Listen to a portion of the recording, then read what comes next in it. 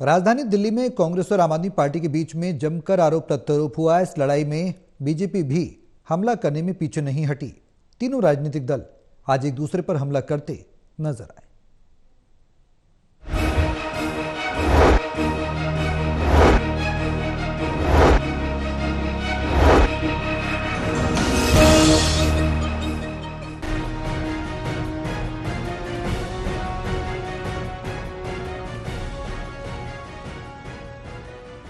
दिल्ली के चुनावी दंगल में रोजाना राजनीतिक दल नए नए पैंतरे चलती हुई नजर आ रही हैं। इसी कड़ी में आम आदमी पार्टी और कांग्रेस एक बार फिर आमने सामने नजर आ रहे हैं। कांग्रेस से पूर्व सांसद और नई दिल्ली से चुनाव लड़ रहे संदीप दीक्षित ने आज पूर्व सीएम अरविंद केजरीवाल के खिलाफ एलजी के पास शिकायत दी है। संदीप दीक्षित ने महिला सम्मान योजना स्कीम को लेकर ये शिकायत दी। इसके साथ ही उन्होंने पंजाब पुलिस पर भी अपनी जासूसी करवाने का आरोप लगाया है। उन्होंने आरोप लगाया कि उनके खिलाफ राजनीतिक सूचनाएं इकट्ठा करने के लिए लोगों को उनके घर के आसपास भेजा जा रहा है।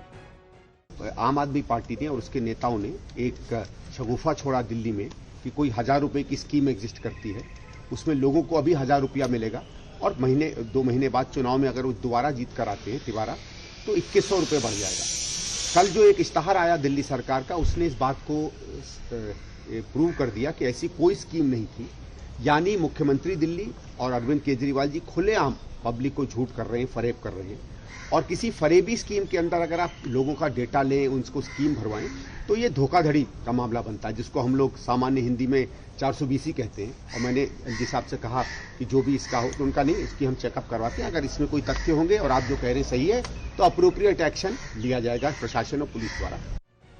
वहीं दूसरी तरफ आम आदमी पार्टी ने भी कांग्रेस के खिलाफ मोर्चा खोल दिया। आम आदमी पार्टी ने आरोप लगाया कि कांग्रेस नेता अजय माकन के द्वारा दिए गए बयान के खिलाफ पार्टी आला कमान को कार्रवाई करनी चाहिए। दिल्ली के मुख्यमंत्री आतिशी ने कहा कि जिस तरह का आरोप अजय माकन के द्वारा लगाए गए हैं वो किसी भी हाल में बर्दाश्त नहीं किया जाएगा। उन्होंने कहा कि इंडिया गठबंधन से कांग्रेस को बाहर किया जाना चाहिए। आतिशी ने आरोप लगाया कि अजय माकन ने अरविंद केजरीवाल को एंटी नेशनल कहा।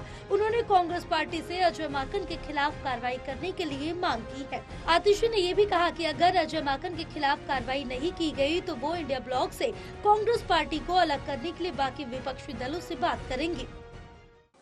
अगर कांग्रेस पार्टी भारतीय जनता पार्टी को नहीं जिताना चाहती, अगर उनकी भारतीय जनता पार्टी से साठगांठ नहीं है, तो फिर वो अगले 24 घंटे में अजय माकन के खिलाफ एक्शन लें, जिन्होंने अरविंद केजरीवाल जी को एंटी नेशनल कहा। वो यूथ कांग्रेस के नेताओं के खिलाफ एक्शन लें, जिन्होंने अरविंद केजरीवाल जी और मेरे खिलाफ एफआईआर दर्ज कराई।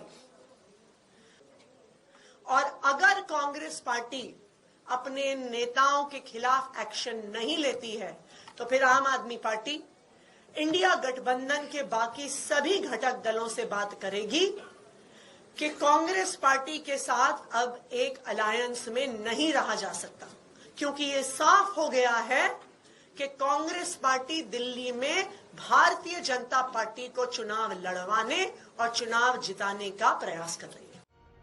वहीं बीजेपी महिला मोर्चा ने केजरीवाल के आवास पर महिला सम्मान योजना के खिलाफ प्रदर्शन किया। इसके अलावा बीजेपी प्रदेश अध्यक्ष ने आप और कांग्रेस पर हमला बोला है। उन्होंने कहा कि पहले कांग्रेस ने दिल्ली को 15 साल बर्बाद किया और उसके बाद अब लगभग 12 सालों से अरविंद केजरीवाल की आम आदमी पार्टी ने वही काम किया है। बर्बादे गुलिस्ता करने को एक ही उल्लू काफी है और दिल्ली को सौभाग्य मिला है 2-2 उल्लुओं की सेवा का। दिल्ली में 15 साल पहले कांग्रेस ने दिल्ली को लूटने का काम किया और अब 12 साल से अरविंद केजरीवाल की आम आदमी पार्टी की सरकार दिल्ली को बर्बाद करने का काम कर रही है। और आज अब इन दोनों को जब लग रहा है कि चुनाव हम हार रहे हैं, तो एक वर्ग विशेष के वोट हासिल करने के लिए दोनों में होड़ लगी है कि हम कैसे अपनी थोड़ी सी खोई हुई जमीन बचा पाए। मैं आतिशी मार लेना और अजय माकन दोनों से पूछता हूं, उस समय तुम्हारी गैरत कहां गई थी लोकसभा चुनावों में, जब दोनों एक दूसरे को गले में उठाए उठाए घूम रहे थे। अरविंद केजरीवाल अपनी गाड़ियों में कांग्रेस के उम्मीदवारों को घुमा रहे थे। उस समय तुम्हें डूब के मर जाना चाहिए था, जो बातें तुम आज कर रहे हो। दिल्ली में चुनावी माहौल इस बार बेहद दिलचस्प बना हुआ और सभी की नजरें बीजेपी की आने वाली लिस्ट पर बनी हुई है। देखना बहुत अहम होगा कि जब सभी 70 विधानसभा सीटों पर तीनों राजनीतिक दलों के उम्मीदवार उतरते हैं तो क्या समीकरण दिखाई देगा। दिल्ली से प्रणय शर्मा की रिपोर्ट।